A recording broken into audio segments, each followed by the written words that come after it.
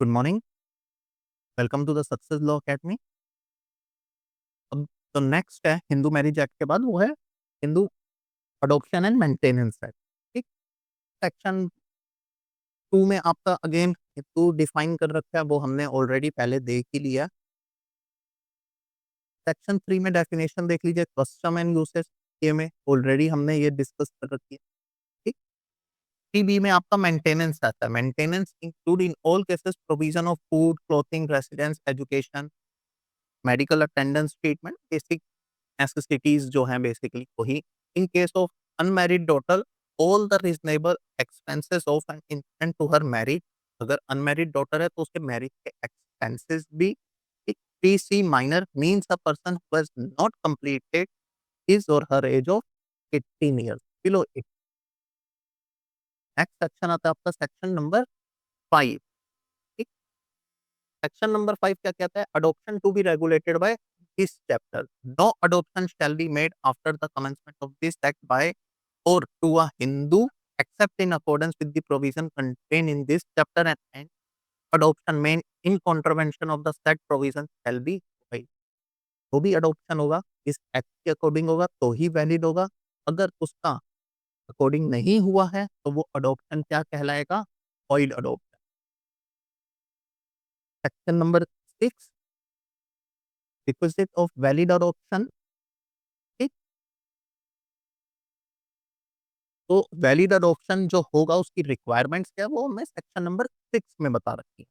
First, the person adopting has the capacity and also the right to take in adoption. Capacity भी हो और right भी। ठीक, ये आपका आप आगे आप देखोगे section number 7 and section number 8 में वो एक्सप्लेन कर। सेकंड, द पर्सन गिविंग, यहाँ पे अडॉप्टिंग है, यहाँ पे giving in adoption has the capacity. तो अडॉप्ट फर्स्ट वाला कहता है जो अडॉप्ट कर रहा है उसपे कैपेसिटी और राइट होना चाहिए। सेकंड बात कर रहे हैं जो दे रहा है उस पे कैपेसिटी होनी चाहिए। ये आपका सेक्शन नंबर 9 में है। Third, the person adopted is capable of being taken in adoption.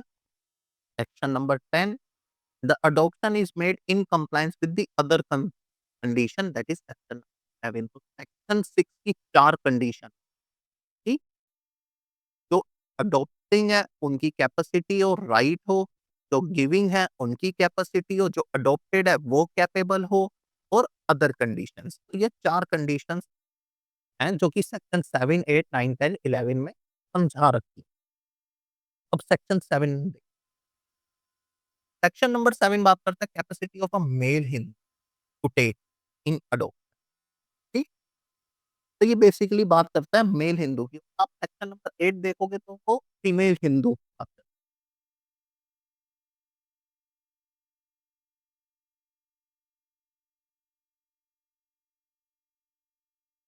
है। Any male Hindu who is of sound mind and is not a minor has the capacity to take on for a daughter in adoption। ठीक, तो यहाँ से क्या पता चलता है? Sound mind होना चाहिए और मेजर होना।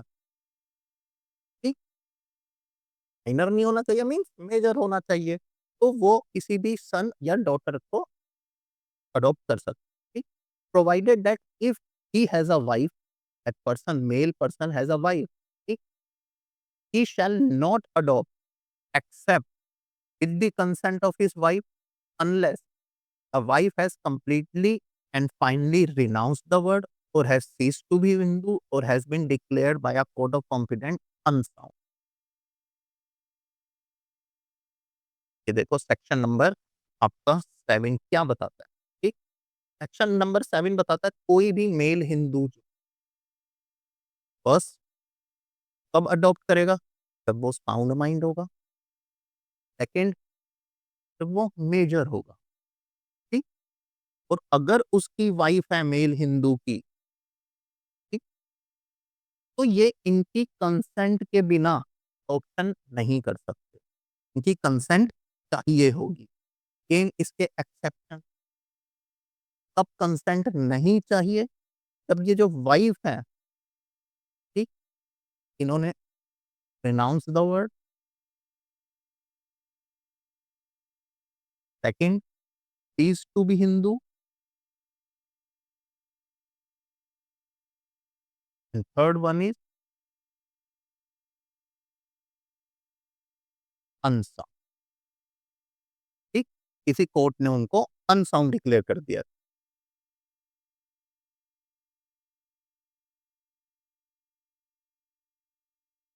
एक्सप्लेनेशन देखते हैं। If a person has more than one wife, explanation बोल रहा है अभी तक तो वन वाइफ की बात और हुई थी, मोर देन वन वाइफ है तब क्या होगा? Living at the time of adoption the consent of all wife is necessary. सबकी कंसेंट, ये वो सिंगल वाइफ है तो सिंगल की कंसेंट, सारी ज्यादा वाइफ है तो ज्यादा की consent, unless the consent of any one of them is unnecessary for the reason specified in the preceding proviso. ठीक,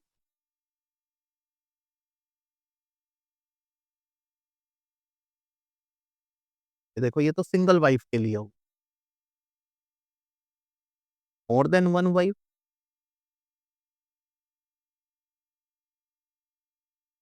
consent of all.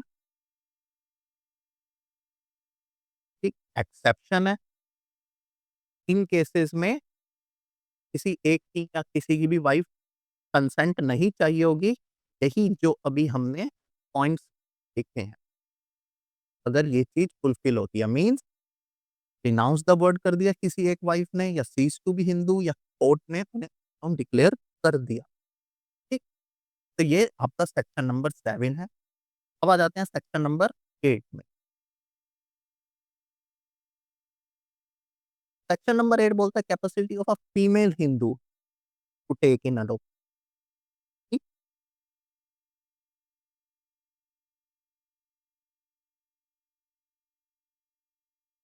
Any female Hindu who is of sound mind and not a minor, again वही sound mind और major, provided if she has a husband living, she shall not adopt a son or daughter except with the consent, मतलब husband की consent के, ठीक, unless ऐसे cases में consent नहीं चाहिए हो, एक्सेप्शन हो गया। ठीक, the husband has completely and finally renounced the word, ठीक, या सीज टू बी हिंदू और डिक्लेयर्ड अनसाउंड। ठीक, सिमिलर सिमिलर ही है जैसे पहले वाला है, अगर देखा जाए तो। सेक्शन नंबर 8 क्या बात करता है? हिंदू फीमेल के बारे में। साउंड माइंड होनी चाहिए और मेजर होनी चाहिए। ठीक, अगर उनका हस्बैंड है, मैरिड है, उसकी कंसेंट लेंगी तभी अडॉप्शन कर सकती हैं, बट कुछ एक्सेप्शन है, उन केसेस में कंसेंट जरूरत नहीं। तब वो सीज टू बी हिंदू हो, अनसाउंड हो, या फिर रिनाउंस दो। ये आपका सेक्शन नंबर 8 है। ठीक, अब आ जाते हैं सेक्शन नंबर 9 में। सेक्शन नंबर 9 बात करता है persons capable of giving in adoption. इसके बारे में बात करता है persons capable of giving in adoption, जो दे रहा है, नो पर्सन एक्सेप्ट फादर और मदर और the guard of a child shall have the capacity. कौन कौन अडॉप्शन दे सकता है? एक ये सन है, इसको अडॉप्शन इसका कौन कर सकता है? या तो फादर या मदर, या फिर subject to the provision of subsection 4 the father और the mother if alive shall have the equal right to give a son or daughter in adoption। Father के जो राइट्स हैं वो इक्वल हैं मदर के राइट्स के, ये नहीं कि फादर के पास ज्यादा राइट है। Provided that such right shall not be exercise by either of them save with the consent of the other. तो ये जो राइट्स हैं वो दोनों की कंसेंट से ही होंगे, unless one of them has completely और फाइनली रिनाउंस्ड और ceased टू बी हिंदू और declared unsound. where both father or mother are dead or have completely finally renounced the word or have abandoned the child or have declared unsound, ठीक, और where the parentage of child is unknown the guardian, यहाँ पे आता है guardian का role, guardian of the child may give the child in adoption but with the permission of the court to any person including the guardian himself. वो अपने आप को भी adoption में चाइल्ड दे सकता है, बट उसके लिए परमिशन चाहिए होगी। तो ऐसा केस कब होगा? जब फादर और मदर दोनों तो मर चुके हों, ठीक? या उन्होंने रिनाउंस द वर्ड कर दिया या अबैंडन कर दिया है चाइल्ड को, या अनसाउंड डिक्लेयर हो गए हैं, या पेरेंटेज ही अननोन है।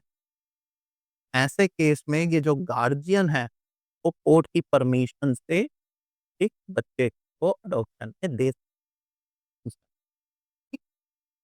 Before granting permission to a guardian under subsection 4, the court shall be satisfied that the adoption will be for the welfare of the child। ये चीज़ तो देखो आपको पता होनी चाहिए कि माइनर अगर है, तो कोर्ट सिर्फ़ उसका वेलफेयर देखेगी, ठीक? कोई भी चीज़ हो, किसी भी एक्ट में वेलफेयर माइनर का ही देखा जाएगा, चाइल्ड का ही।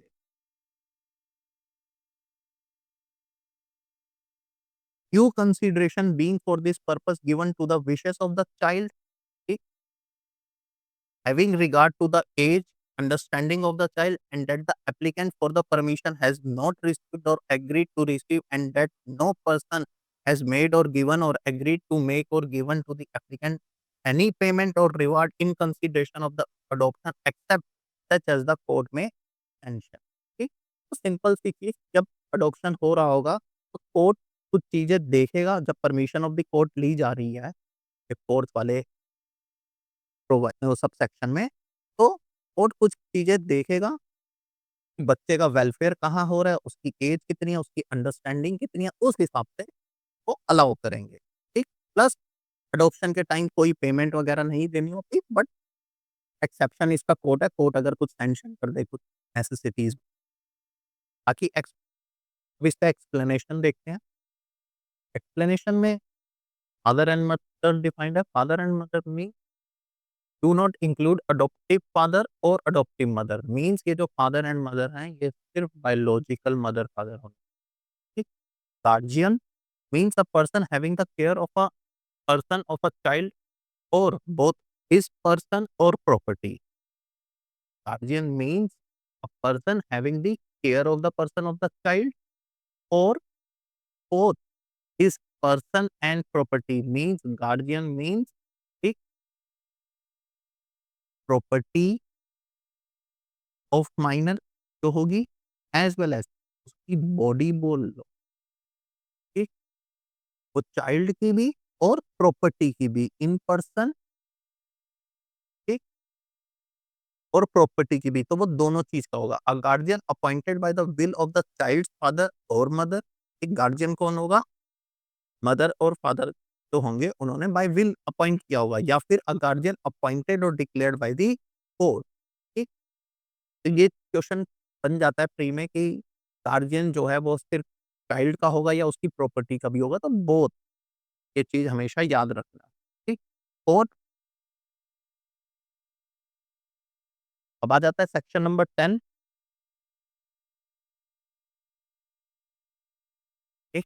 Section number 10 talks about person who may be adopted. ये जो चाइल्ड अडॉप्ट हो रहा है, उसके बारे में बात कर रहे हैं, ठीक? No person shall be capable of being taken in adoption unless, ठीक, he or she is a Hindu, वो हिंदू चाइल्ड होना चाहिए तभी अडॉप्शन होगा। ही or she has not already being adopted, मतलब ये फर्स्ट टाइम अडॉप्शन होना चाहिए उस चाइल्ड का। He or she not been married, unmarried होना चाहिए, बट इसका एक्सेप्शन है unless there is a custom or usage, ठीक? He or she has not completed the age of 15 years, ठीक? ये चीजें ध्यान रखना, प्री में बहुत कुछ,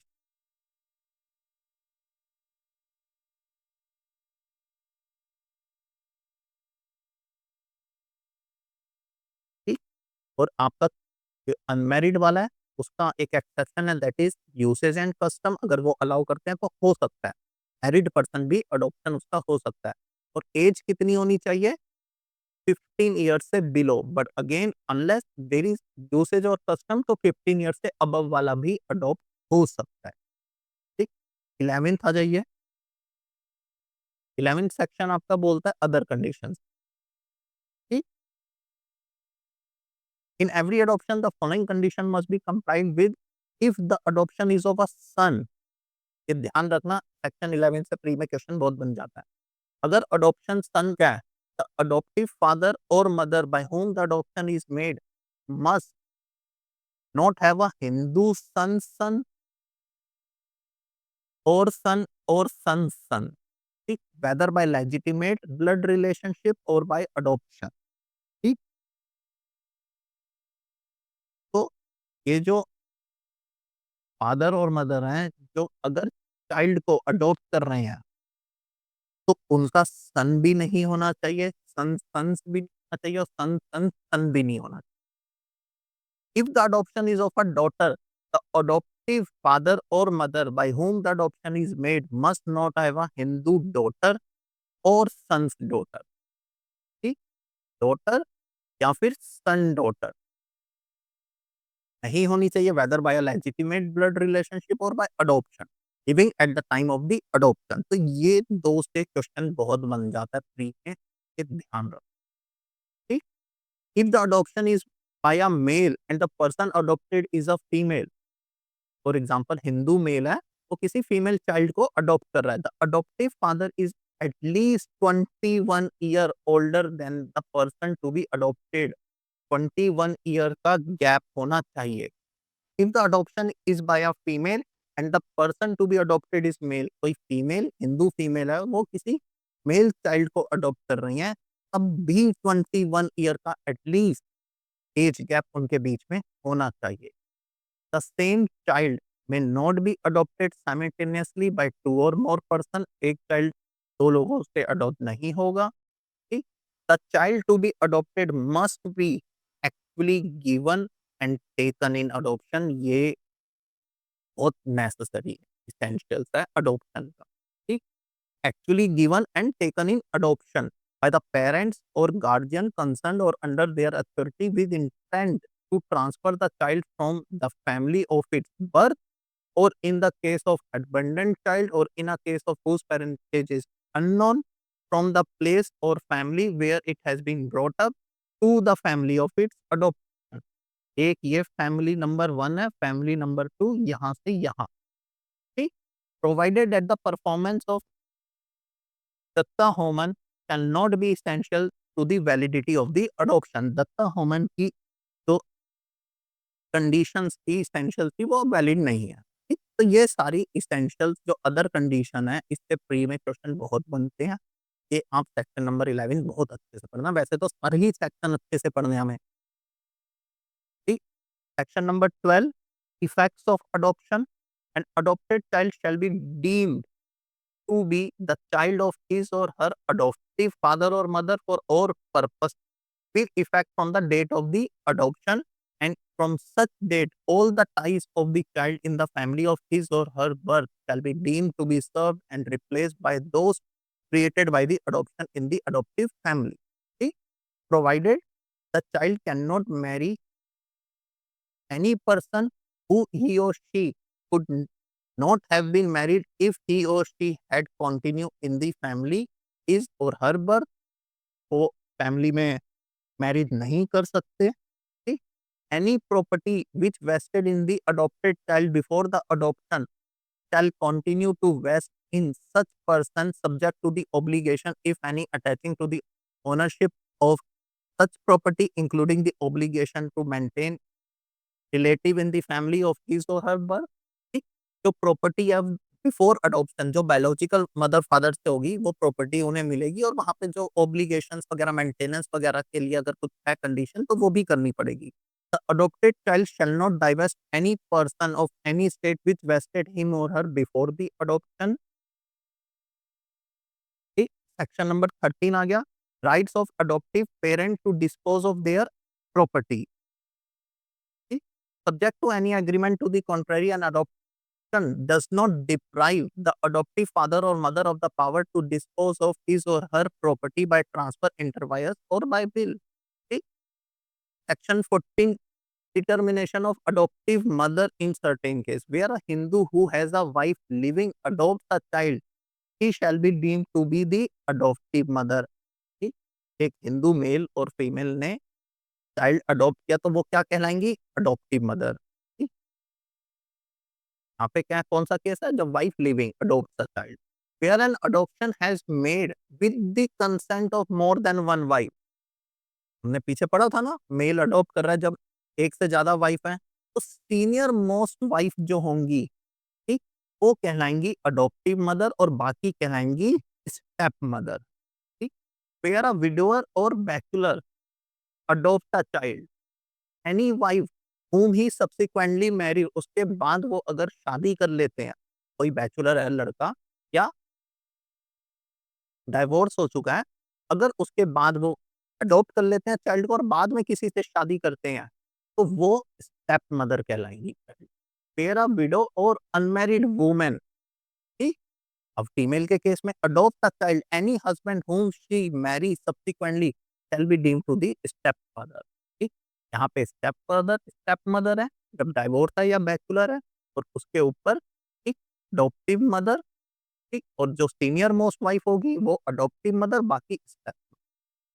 section 15 talks about valid adoption not to be cancel, एक बार अडॉप्शन हो जाएगा उसके बाद कभी कैंसिल नहीं। ठीक, no adoption which has been valid made can be cancelled by adoptive mother or father or any other person, nor can the adopted child, हाँ फादर कर सकता है ना मदर कर सकता है, कोई और व्यक्ति भी नहीं, और even adopted child renounce his or her status as such and return to the family of his or her birth। वो बच्चा कल को मेजर होके कहता है मैं तो नहीं मानता ये, ऐसा नहीं होगा। बार अडॉप्शन हो गया तो वो वैलिड रहेगा हमेशा। कौन सा सेक्शन बोलता है? Section number 15। Section 16 presumption as to registered document relating to an adoption। Whenever any document registered, simple सी चीज adoption deed बनेगी, ठीक, produced before any court propounding to record on an adoption made or is signed by the person giving and person taking child in adoption, the court shall presume। Simple सी चीज आपको बस इतना याद रखना है, ये shall presume, ठीक, that adoption has been made in compliance with the provision of this। ठीक, तो सिंपल सी चीज अगर इस एक्ट के अकॉर्डिंग किसी का अडॉप्शन हुआ है, वो डीड बनी है, कल को कोई होता है तो वो कोर्ट में प्रोड्यूस की जाएगी, तो that is mandatory for the court, shall presume है। सेक्शन नंबर 17, ये पूछा जा सकता है प्री में, ठीक, prohibition of certain payment, no person shall receive और agree to receive any payment. Adoption होगा तो कोई पेमेंट रिसीव नहीं की जाएगी, पैसे वगैरह या रिवॉर्ड्स नहीं दिए जाएंगे। ठीक, second, if any person contravenes the provision number 1, और अगर वो वायलेशन करता है, he shall be punishable with the imprisonment which में एक्सटेंड टू 6 मंथ और विद फाइन और बोथ। तो पनिशमेंट कितनी है? 6 मंथ, फाइन एंड बोथ। ठीक, no prosecution under this section shall be instituted without the previous sanction of state government और an officer authorised by the state government in this behalf. तो case करना है तो पहले permission लेनी पड़ेगी। ठीक? तो अडॉप्शन में सिर्फ इतना ही था